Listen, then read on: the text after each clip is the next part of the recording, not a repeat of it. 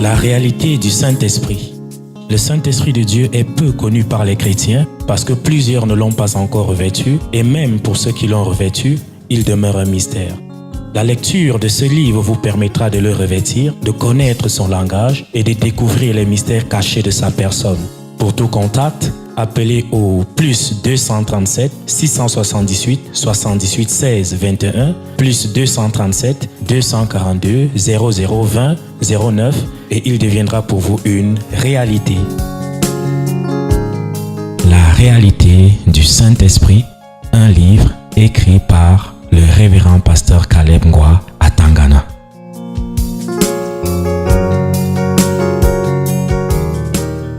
Maintenant, attends. Voilà, tu as fait des déclarations. Je suis là pour te conseiller. Et voilà les manifestations qui sont là. Oui, papa, je vois. Écoutons, Oui. entendre, donnez-leur la chaise. C'est une maman. Venez avec sa chaise. Venez avec la chaise. Ici, c'est qui? Toi, c'est qui? On ne se voit pas. Tu es qui? Je suis la reine de la côte. La reine? De la côte. Tu viens chercher quoi? De chez eux. Ah, la reine de la côte. De chez eux. De chez eux. Précise. Ah. Pourquoi tu es venu là?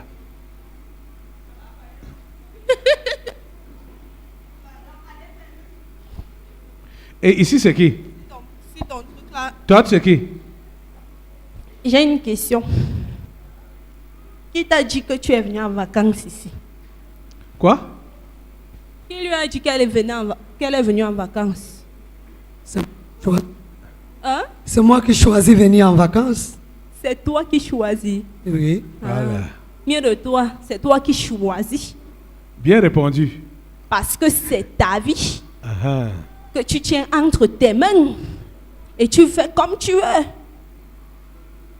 Laisse-moi donc te dire que si tu ne veux pas que la tempête souffle dans le bateau, fais ce que tu es venu faire.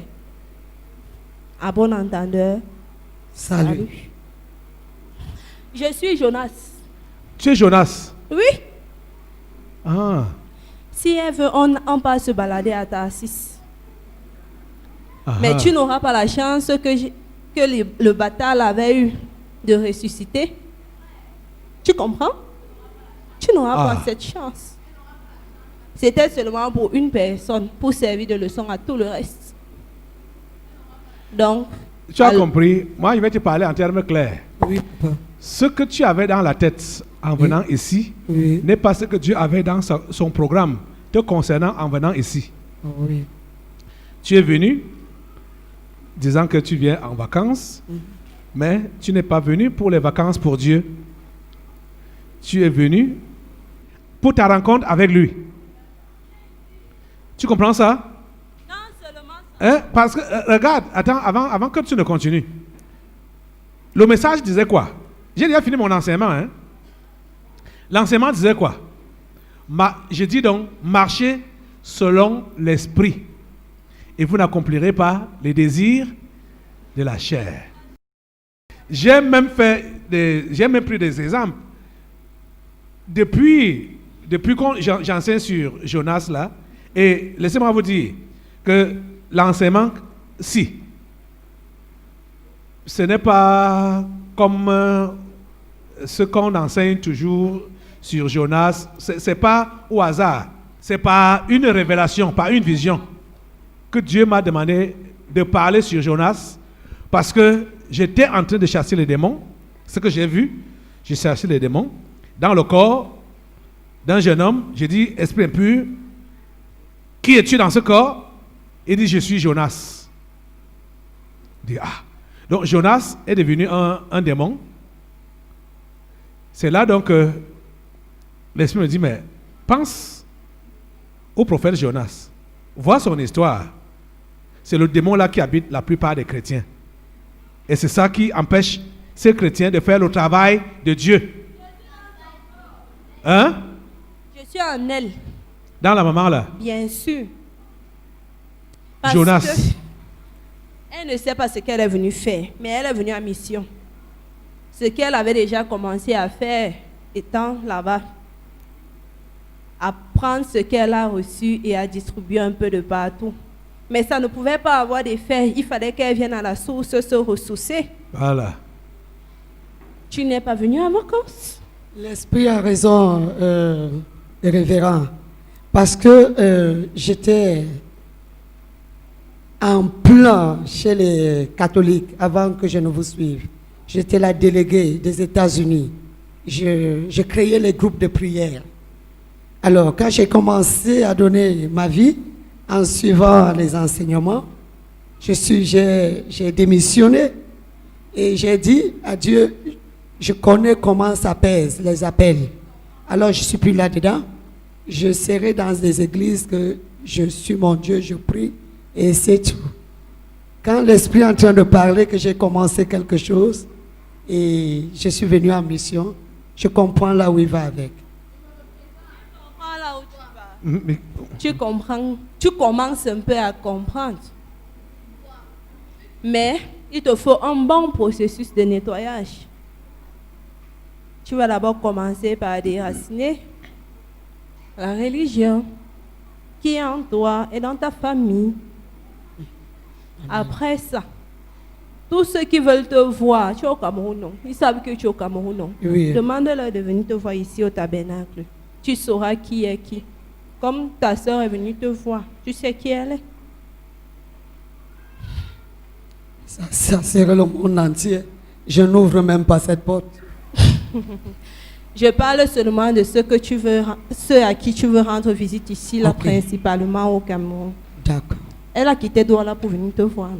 Je suis venu avec elle. Tu es venu avec elle. Oui. Ok. Ça montre au moins ce qu'elle est simple.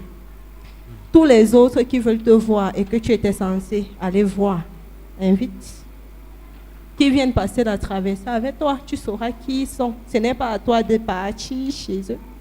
Sinon, tu passerais à côté de ce que tu es venu faire. Et c'est là que ça commence à faire. Je ne Tu suis vois, pas hein? seule aujourd'hui. Voilà donc, c'est le bien fondé des délivrances prophétiques. Parce que quand le pasteur enseigne, souvent certaines personnes ne comprennent pas ou bien refusent de comprendre. Hein? Suis-moi. Hein? Il y a certaines personnes qui refusent de comprendre. Parce que je pense que j'ai été assez clair ce matin en enseignant que nous devons marcher selon l'esprit et non selon la chair. Mais la plupart d'entre nous, nous marchons d'après nos programmations, nos planifications, nos désirs, notre volonté, et non selon l'esprit de Dieu. J'ai été clair là-dessus. On peut même rejouer ça. Vous regardez. Vous voyez? Mais maintenant là, quand Dieu fait venir Jonas, l'esprit Jonas, qui ne connaît pas, bon, dis-moi, la femme si, tu connais la fille si? Elle connaît les noms. Je connais les noms, c'est Olivia. Elle connaît tout. Elle était avec toi aux États-Unis pour Non. Je Uh-huh. Tu as causé avec elle Non, même depuis pas. que tu es venu Pas ici du là? tout, pas Tu du l'as tout. déjà salué depuis que tu es venu ici là? Non. Uh-huh. Tu vois? Donc, Dieu permet donc les délivrances prophétiques pour que ceux qui ne veulent pas voir, même en regardant, puissent voir. Ou ceux qui ne comprennent pas, en écoutant, puissent comprendre. Parce que ça va aller, ça part dans les détails de ce que la personne vit. Hein? Juste pour l'amener à la conviction que Dieu te voit, Dieu te connaît. Ça a été enseigné, mais tu n'as pas compris. J'ai compris avec l'oreille Chanel. Voilà. Heureusement Tu as que compris es avec l'oreille vrai. charnelle. C'est ça. Heureusement que tu es un peu vrai. Parce Je que- suis pas seule. Hein? Tu insistes que tu es avec Je qui? suis avec la maladie des bouches des gens. La maladie des bouches des gens. Oui. C'est encore quoi là-bas? Quel genre de maladie? J'infecte les gens. Par ta bouche. Non, Ok. parce que non. Hein? Les gens sont concentrés et addictés à ce que les gens vont dire sur eux. Ah. Donc c'est la maladie de la bouche des gens. Et c'est ça qui affecte leur vie, leurs décisions, leurs relations. Le qu'en dira-t-on? Qu'en dira-t-on? Uh-huh. Ils sont focalisés et concentrés sur ce que les gens vont dire sur eux, au lieu de se concentrer sur ce que le type d'en haut Ce que Dieu dit sur eux. dit sur eux. Ça, c'est toujours ce que j'ai enseigné. Qu'est-ce qui fait à ce que les gens restent dans l'imitation? C'est le qu'en dira-t-on. Ou quand on parlait des histoires de deuil, là, le gardien des cimetières, là. Les gens savent ce qu'ils doivent faire. Ils ne font pas. Pourquoi? Qu'est-ce qu'on va dire de moi si je ne fais pas ça? Comment est-ce qu'on va me regarder? Comment est-ce qu'on va... Hein? Vous voyez? Ils ne se demandent pas qu'est-ce que Dieu va dire. La compromission émane de quoi? La compromission des chrétiens émane de quoi? Le qu'en dira-t-on? Donne-moi un peu la craie. Qu'est-ce que les gens vont dire? Apportez un autre tableau là. Ici, c'est qui? Hein? Qui Comment es-tu? je suis calme, non, parce que je ne stresse même pas un peu. Qui es-tu? Je suis la reine de la côte. J'ai précisé chez eux. Elle t'a parlé de quoi? Elle a mentionné quoi tout à l'heure? Bon, vas-y, rappelle. Quelle était leur famille est à fond plongée dans la religion catholique. Oui. C'est qu'elle a commencé à suivre les enseignements, qu'elle a démissionné. Hein? Est-ce qu'on se débarrasse des gens comme ça? Je tiens avec moi une corde, Une corde. une ficelle en quelque sorte. Je suis la reine de la côte. Généralement, De chez eux. de chez vous, dans votre famille, je suis implantée dans la religion catholique. C'est généralement qu'on appelle... Tu es Marie Margoué. Ouais. Ah. Anna Maria. Maintenant, dans leur famille, je joue quel rôle? J'ai une ficelle. Un peu plus... Et je me suis arrangée à nouer ça sur les pieds croix de chaque membre de la famille. La famille ici. Courez comme vous pouvez courir. Sautez comme vous pouvez sauter là-bas. Allez là où vous pouvez aller. Vous allez rentrer tôt ou tard à la case départ. Moi, je ne me casse pas le corps. Vous allez rentrer. C'est le genre de personne si que tu vas y retourner même que avec tout ce que la personne a fait, comment il a réussi encore à rentrer à l'église mère. Parce que je suis là, ils n'ont jamais coupé la ficelle que moi je tiens entre mes mains et que j'ai passé le temps à renouer les pieds avec. Tu as vu? Ça va dans le même sens. L'esprit Jonas a dit que tu dois d'abord te débarrasser de la religion. Oui. Et l'esprit de la religion qui patronne votre famille est dans le corps aussi, appelé reine de la côte, qui est Marie Margoué, Anna Maria, des catholiques là, Oui. qui dit donc qu'elle a attaché une ficelle sur le pied de chaque membre de votre famille. Amen. De façon que quelqu'un qui veut avoir les yeux ouverts, comme tu as commencé à avoir les yeux ouverts comme ça là, tu vas cheminer, pensant que tu es allé loin, elle va te ramener en arrière à cause de cette corde-là, de cette ficelle-là. C'est là quand j'ai réussi à te retirer, de te tirer, non? Tu vas commencer à parler comme les faux pasteurs, les faux prêtres, les faux prophètes là. Tu vas commencer à régner même. Tu vas commencer à faire des témoignages du genre, je ne sais même pas ce qu'ils faisaient là-bas. Peut-être qu'on va envoûter. Peut-être qu'on va ensorceler. Parce que je me rassure. Là-bas où? Je ne sais pas ce qu'il fait. Là-bas où? Je dis ceci. Quand tu décides d'avancer, est-ce que je suis au courant que j'ai scellé une corde, j'ai fait un nœud sur ton pied? Je n'es pas au courant. Moi seul et les membres de ta famille, ils sont compliqués, savent que ici, telle personne a un nœud au niveau de son pied. Quand le vent va passer dans ta tête, le vent de la chrétienté, je vais te laisser suivre le vent là, je te laisse avancer progressivement même. largement, même suffisamment. Tu vas avancer, je te laisse. Mais quand mon heure va sonner, je vais te retirer en arrière. Et tu vas commencer à faire des témoignages du genre. Ah. On se comprend. Comme on m'avait envoûté. On m'avait Je ne sais pas ce que je suis allé faire dans les alors églises, que là. c'est seulement la cloche qui a sonné. Ah. Donc tu n'es pas différent de celui-là qui n'a même jamais connu la vérité un jour. C'est vrai.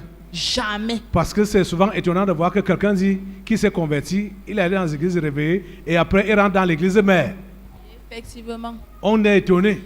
Mais il y a réellement eu conversion. Mais ce qui est bien, c'est qu'elle n'est pas le premier cas, elle ne sera pas le dernier cas. Je travaille depuis des générations dans les familles, dans les vies.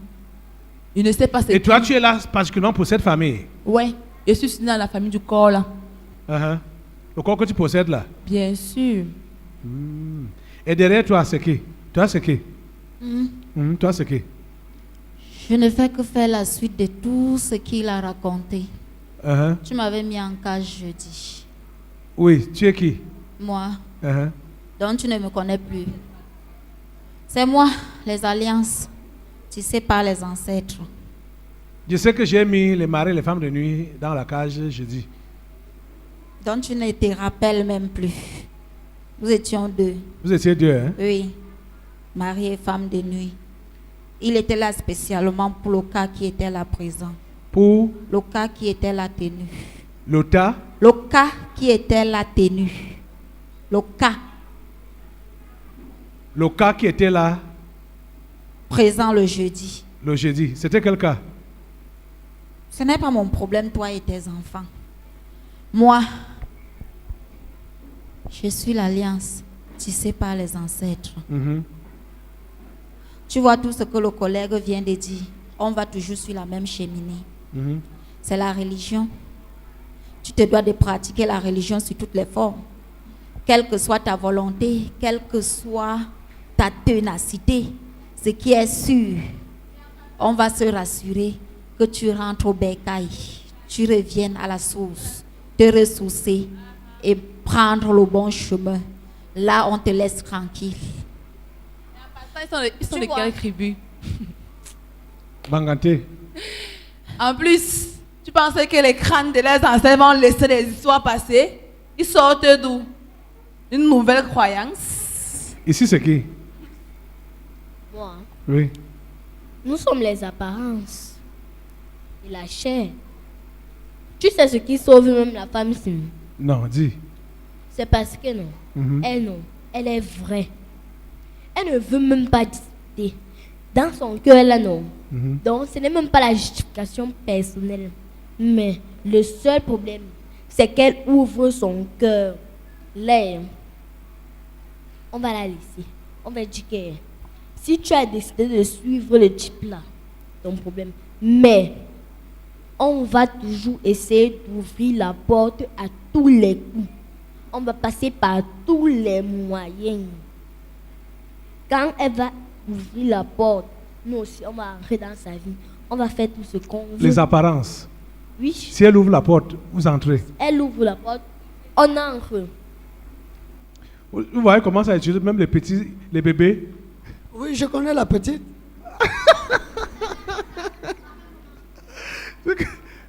C'est la fille du professeur Macon.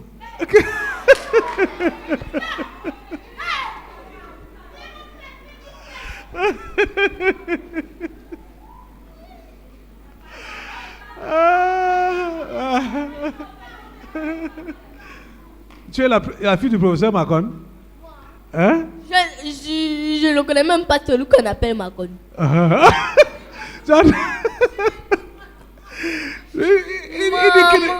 Il dit qu'il ne connaît même pas celui qu'on appelle Macon.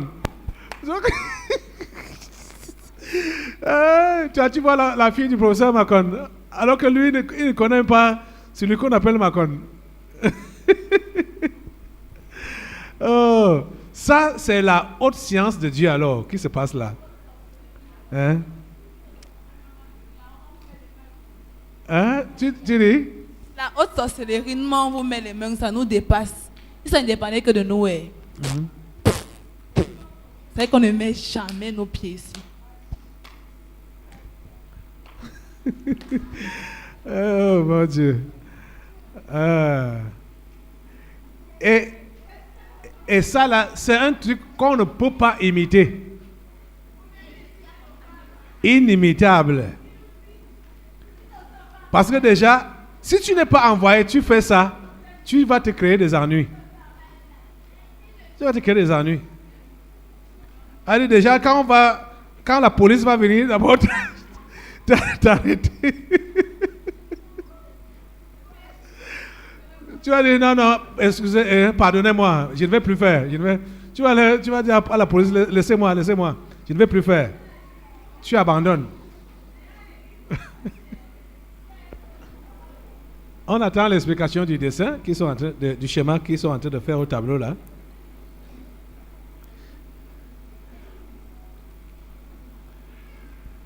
Vous avez, si vous avez bien regardé, vous voyez qu'on a toujours des illustrations, des exemples pratiques à montrer pour faciliter la compréhension. Et c'est dessiné comme ça là, on va effacer ça. Si on efface ça à leur insu, on lui dit qu'est-ce que tu as dessiné au tableau. Elle ne peut pas savoir ce qu'elle a. Elle va pas. Vous avez compris comment l'autre a dit que ce n'est pas son père qui est le professeur Makonon. Oui. Ce n'est pas eux-mêmes. Je sais.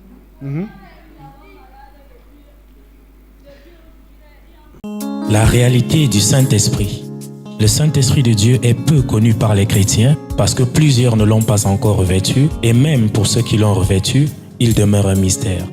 La lecture de ce livre vous permettra de le revêtir, de connaître son langage et de découvrir les mystères cachés de sa personne. Pour tout contact, appelez au plus 237 678 78 16 21 plus 237 242 0020 09 et il deviendra pour vous une réalité. La réalité du Saint-Esprit, un livre écrit par le révérend pasteur Caleb Ngwa